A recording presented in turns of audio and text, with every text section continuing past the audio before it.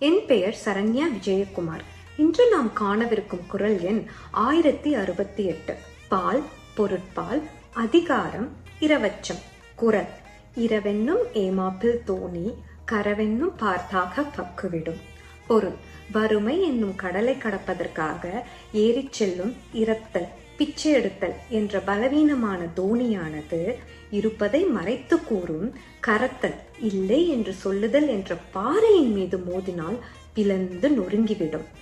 விளக்கம்: இரவென்னும் தோணி.